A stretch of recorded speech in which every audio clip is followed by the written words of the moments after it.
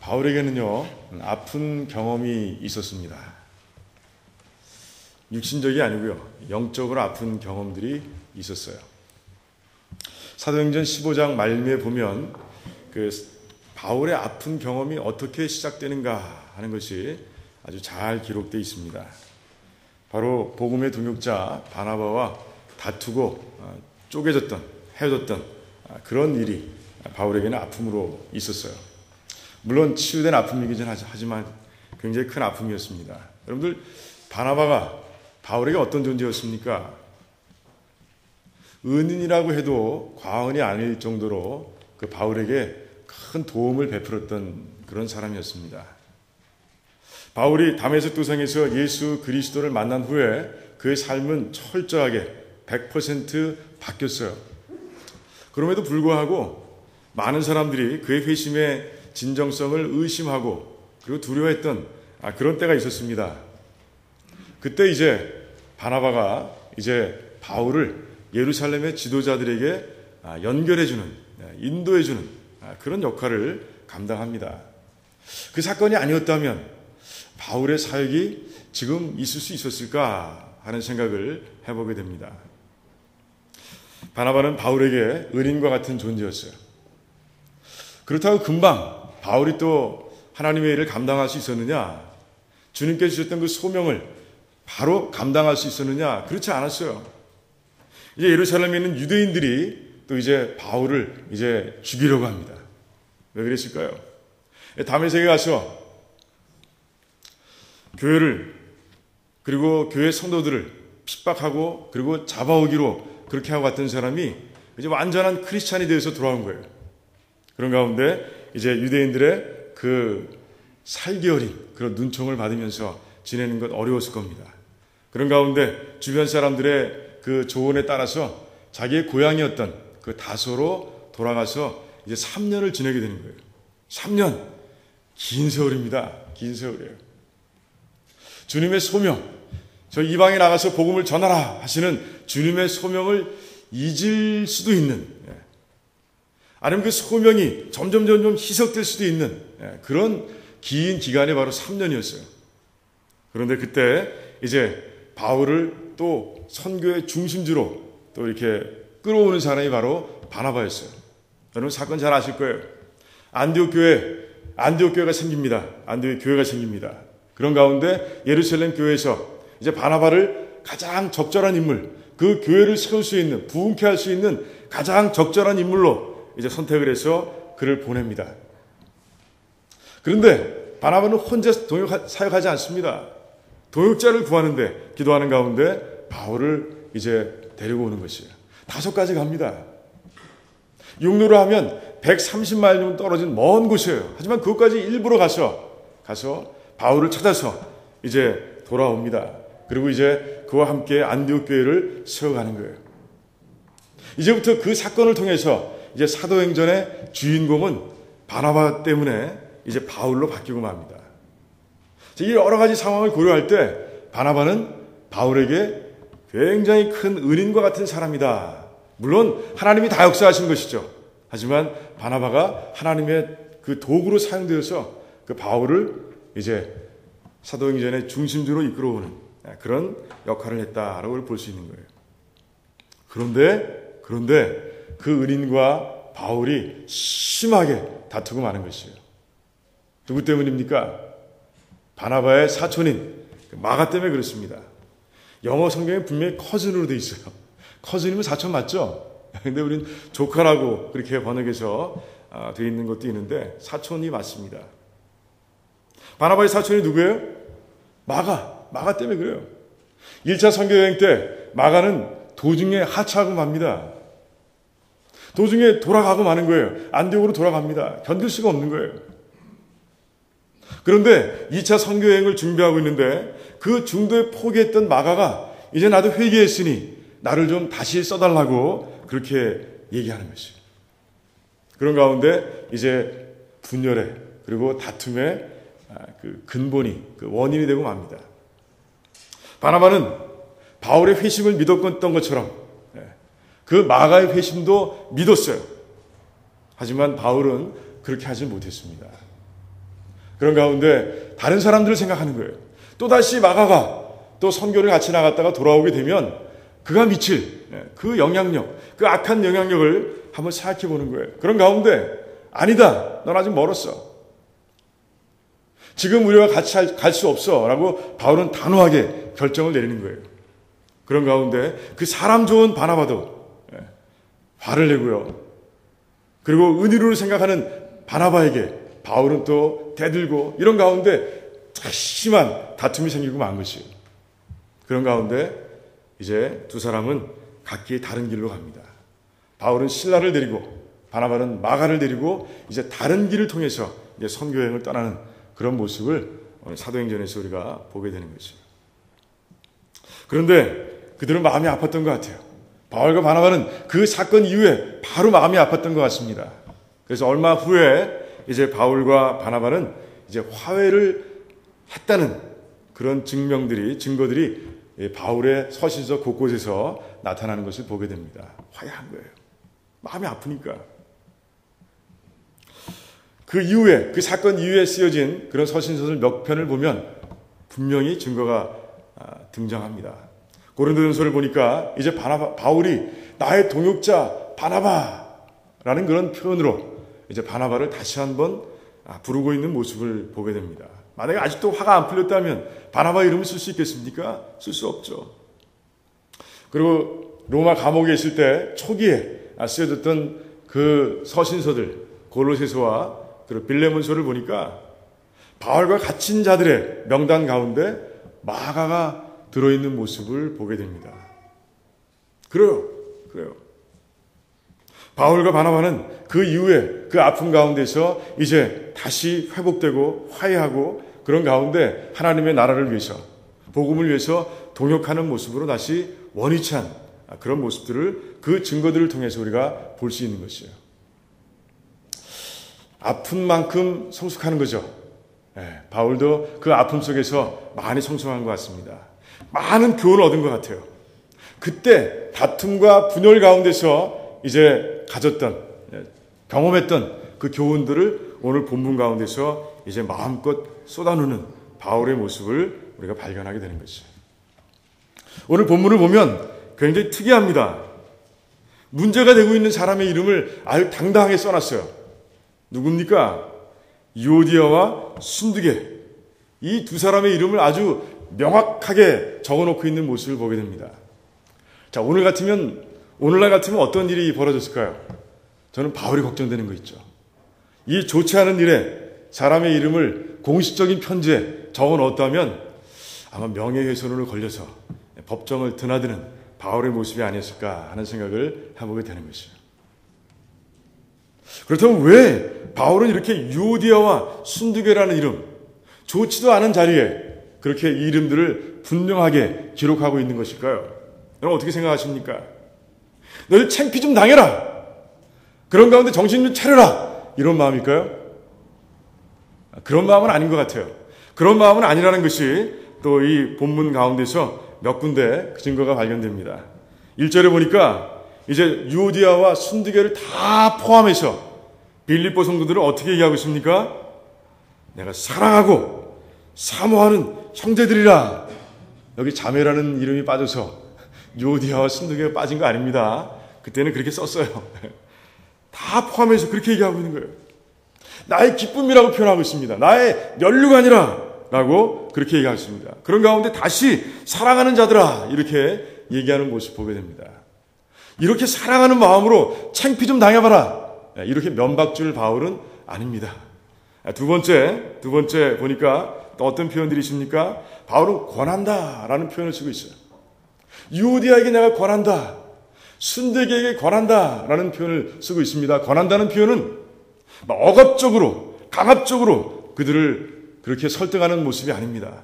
아주 부드럽게 사랑으로 그렇게 설득해가는 그런 모습이 이 단어 속에 이미 담겨 있는 것이에요. 그러니 그래요. 창피당해라 이런 마음은 지금 없다라고 볼 수 있는 겁니다. 그 또 한 가지 여러분 권하고 두 번 반복되고 있습니다. 그죠? 좀 이상하죠? 그냥 유오디아와 순두계에게 권하노니 이렇게 써도 될 텐데 바울은 너에게도 권하고 너에게도 권한다. 이렇게 얘기하고 있는 것이죠. 이 두 번이나 권한다라는 단어를 쓰는 다 바울을 통해서 여러분 어떤 마음을 읽어볼 수 있습니까? 나는 편들고 싶지 않아. 난 누구의 편도 아니야. 이런 마음이 드러나는 것을 보게 됩니다. 만약에 유오디아와 순두개를 권하노니 이렇게 했으면 왜 유오디아가 먼저 나온 거야? 이렇게 트집 잡을 수도 있어요. 하지만 이제 바울은 유오디에게도 권하고 내가 순두개에게도 권한다. 이렇게 얘기하고 있습니다. 아주 조심스럽게 접근하고 있는 바울의 모습을 보게 되는 것이죠. 절대로 이런 마음을 가지고 너 창피 좀 당해봐라. 이런 마음은 가질 수 없는 거예요. 그런 가운데 이제 유오디아와 순두개를 이제 얘기하는 그런 모습 봅니다. 그렇다면 이름을 왜 불렀을까? 안타까움이 있는 거예요.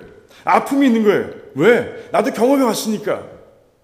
그 경험이 얼마나 아픈 것이고 그것이 얼마나 복음을 전하는데 방해가 되는지를 바울은 너무나 잘 아는 것이에요. 그런 가운데 그 아픈 마음을 가지고 안타까운 마음을 가지고 이제 유오디아와 순두개를 이제 권하는, 이제 회복시키려는, 화해시키려는 그런 마음을 이제 이 말씀 가운데서 우리가 발견하게 되는 것이에요. 바울은 이제 왜 이렇게 안타깝고 아픈 마음을 가지고 있는가? 유오디아와 순두개가 그냥 보통 잘 눈에 띄지 않는 성도라 할지라도 마음이 아플 텐데 유오디아와 순두개는 어떤 사람이었다고요? 3절에 보니까 복음에 나와 함께 힘쓰던 자들이라고 얘기하고 있어요. 이 사람들 교회의 리더들이에요. 복음을 전함에 있어서 앞장서 가던 사람들이에요. 함께 힘쓴다. 이 단어는 1장 27절에서 우리가 봤어요. 이미 본 적이 있습니다. 전우회를 얘기하고 있습니다. 이 복음을 위해서 영적 전쟁을 치러가는 데 있어서 너는 나의 파트너야. 이런 뜻이 있는 거예요. 함께 애쓰고 있는 것이에요. 함께 전쟁을 치르고 있는 그런 사람들을 얘기하는 거예요. 전쟁 용어입니다. 아주 진한 우정을 얘기합니다. 없어서는 안 될 사람들이에요. 그런 사람들이 지금 서로 등을 돌리고요. 그리고 그런 가운데 교회를 흔드는 모습을 볼 수가 있는 것이에요. 그런 가운데 지금 바울은 너무 아프고 너무 안타까운 그런 마음을 가지고 그들의 이름을 부르고 있는 것이에요. 그런 가운데 이제 그가 바나바와 다퉜던, 헤어졌던 그 사건을 통해서 경험했던, 얻었던 교훈을 가지고 이제 이들을 이제 화해를 시키기를 시작합니다. 그런데 바울이 직접 할 수 없잖아요. 그죠? 바울은 지금 어디 있습니까? 로마 감옥에 있어요. 직접 갈 수가 없어요. 그래서 바울은 이제 한 사람을 세웁니다. 누굽니까? 3절에 보니까 나와 멍에를 같이 한 자라라고 얘기했어요. 나와 멍에를 같이 한 자는 누굽니까? 바울과 함께 선교 사역을 통해서 함께 동역했던 사람들을 얘기합니다. 그 중에 한 사람이란 얘기예요. 단수입니다. 그 자에게 지금 부탁하고 있어요. 디모데는 아니에요. 이 편지가 도착할 때 디모데는 없습니다. 에바브로디도도 아니에요. 어떤 한 사람이 있다는 것이죠. 그 한 사람에게 이제 바울은 부탁하고 있는 것이죠. 네가 좀 힘을 써달라. 네가 좀 도와라. 얘기하고 있는 것이에요. 이 돕는다라는 표현은 좀 강합니다. 거칠어요. 네가 힘을 다해서, 온 힘을 다해서 그들을 붙여놔야 된다라는 뜻이 이 돕는다라는 단어 속에 들어 있습니다. 자, 그러면 바울은 어떤 그 기술을 가지고 이들을 화해시키려고 노력하는 걸까요? 이 멍에를 같이 맨 자에게 어떤 기술을 전수해주고 있는 것일까요? 바로 2절과 3절 안에 그 화해의 기술, 화합의 도구들이 다 담겨 있는 것을 보게 됩니다. 멍에를 같이 했던 자는 아마 이 편지를 읽는 가운데 바울이 말하는 것들이 이런 것이구나. 이것을 가지고 이 도구를 사용하라는 것이구나 하고 깨달았을 거예요. 여러분들은 보이세요? 자, 2절에 첫 번째 도구가 나옵니다. 무엇이죠? 주 안에서 같은 마음을 품으라 라고 얘기하고 있습니다. 주 안에서 같은 마음을 품게 만들라는 것이에요. 주 안에서 같은 마음을 품으면 분열되어 있던 사람, 다투고 지금 불편한 사람도 돌아온다는 것이에요. 자, 주 안에서란 말이 중요합니다. 주 안에서. 여러분들, 저희 2장 5절에서 8절까지 말씀 가운데서 예수님께서 이 땅에서 어떻게 사역하시는지가 잘 담겨 있습니다. 여러분들, 그 사역 가운데서 우리가 잊어버릴 수 없는 단어 두 가지가 있는 거, 여러분 기억하세요? 겸손과 순종이에요. 이거 잊어버리면 안 됩니다. 몇 주 동안 했어요, 저희가. 겸손과 순종이에요. 겸손으로 이 땅에 오신 거예요. 그 보좌를, 하늘 보좌를 다 버리시고 겸손하게 이 땅에 오셔서요. 그 보통 사람처럼, 보통 사람들의 틈에 끼어서, 아니 오히려 죄인과 세리들과 창기들과 함께 하시면서 겸손하게 이 땅에서 행하셨습니다. 그리고 순종하셨는데 어떻게 순종하셨다고요? 어디까지? 십자가에서 죽기까지 순종하셨다고 돼 있어요. 그런데 제가 말씀드리고자 하는 것은 그것이 아니에요. 그 겸손과 순종을 통해서 무엇을 이루느냐가 중요합니다. 오늘은 무엇을 이뤘습니까? 구원. 네, 맞습니다. 구원을 이룬 거예요. 구원. 우리 한 사람 한 사람을 하나님께서 그 모습을 통해서 구원하신 거예요. 십자가에 돌아가시면서 나만 구원한 것이 아니라 내 곁에 있는 형제와 자매들까지도 구원하신 거예요. 나를 위해서만 피를 흘리신 것이 아니라 내 곁에 있는 형제와 자매들을 위해서도 피를 흘리신 거예요. 그 보혈을 흘리신 거예요. 그러니 주님께는 나만 중요합니까? 그렇지 않아요. 나를 포함해서 내 곁에 있는 모든 형제와 자매들이 다 중요한 것이에요. 주님의 눈에는 다 중요해요. 이와 같은 마음을 품으라는 것이에요. 이와 같은 마음을 품는다면 너희들에게 문제가 있을 수 없다는 거예요. 문제가 일어났다 할지라도 그 마음을 품게 되면 너희들은 다시 화합할 수 있다라고 바울은 얘기하는 것이에요. 바울은 로마서 15장에서 이렇게 권면합니다. 그리스도께서 우리를 받아 하나님께 영광을 돌리신 것 같이 너희도 서로 받으라 라고 얘기하고 있어요. 주님께서 우리 한 사람 한 사람을 십자가에서 생명을 주시고 구원하시고 그래서 귀하게 여기시는 것처럼 여러분들도 서로 귀하게 여기라는 것이에요. 그렇게 할 수 있겠습니까? 그렇다면 저를 따라서 옆에 있는 분들을 쳐다보면서 한번 해주시기 바랍니다. 식구들끼리 보지 마시고요. 다른 사람들을 보시면서 하는 거예요. 당신을 통해서 예수님을 봅니다.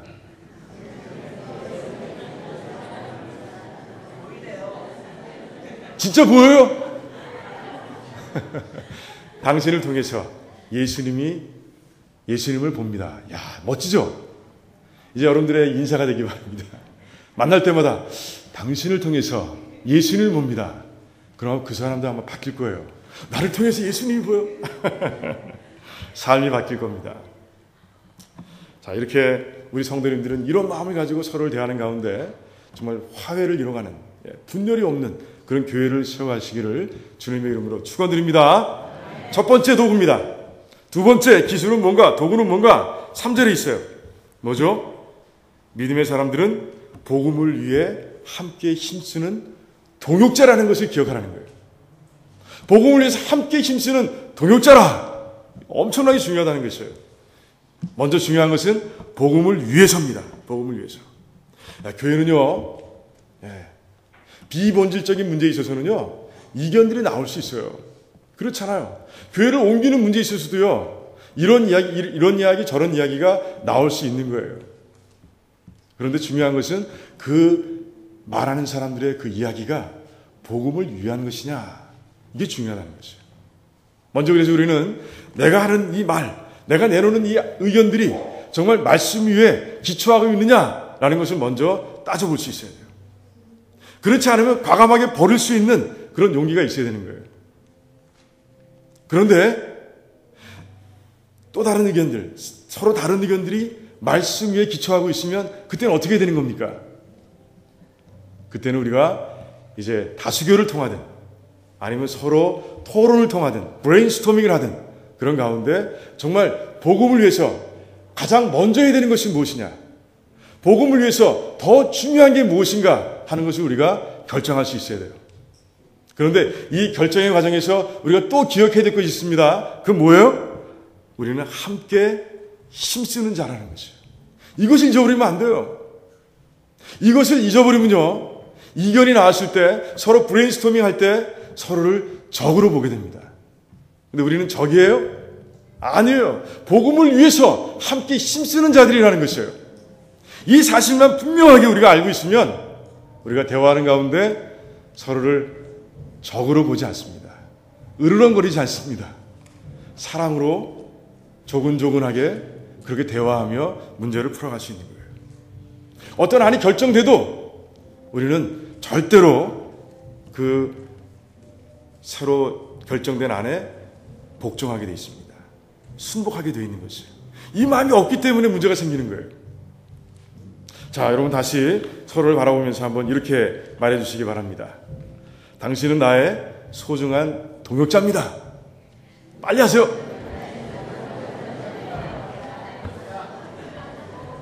아니, 한 번만 하지 마시고 여러 사람한테 하셔야 돼요. 잊어버리신 거 아니세요? 당신은 나의 소중한 동역자입니다. 식구끼리 보지 말라고 그랬더니 안 보시네. 식구끼리도 해도 돼요. 포함해서 합니다. 그래요. 이렇게 우리가 누구인지를 아는 것 중요합니다. 우리가 어떤 사람들인지 아는 것. 정말 여러분들은 정말 복음을 위해서 함께 힘쓰는 분들입니다. 이 믿음으로 교회를 세워가는 그런 귀한 분들이 되시기를 주님의 이름으로 축원드립니다. 마지막으로 세 번째 도구가 3절에 담겨 있어요. 뭘까요? 모두가 다 생명책에 기록되어 있다는 거예요. 생명책에. 이 말은 뭡니까? 이제 마지막 때 하나님 나라에 다 들어갈 사람들이라는 거예요. 여기서 말이죠. 얼굴을 구기고요. 서로 보지 않고요. 찡그러지고 일그러진 얼굴로 서로 대하고 천국에 가서 주님 앞에서 한번 만난다고 생각해 보시기 바랍니다. 주님 앞에서는 웃을 수 있겠어요? 하나님 앞에서 과연 웃을 수 있을 것 같습니까? 안 돼요. 안 되는 거예요. 지금부터 연습하셔야 되는 거예요. 만약에 맺힌 게 있다면 지금 푸셔야 되는 거예요. 그래서 서로를 볼 때마다 행복하고요. 서로를 바라볼 때마다 기쁘고요. 저 사람 때문에 감사하고 이런 마음이 넘쳐나지 않으면요. 천국 가서도 문제가 되는 거예요. 여러분들 다 어디서 만난다고요? 천국에서 다시 볼 분들이에요. 그때는 불편함이 없이 봐야 될 거 아니에요. 자, 우리 옆에 사람들 보면서 이렇게 얘기하겠습니다. 천국에서 웃으며 봅시다.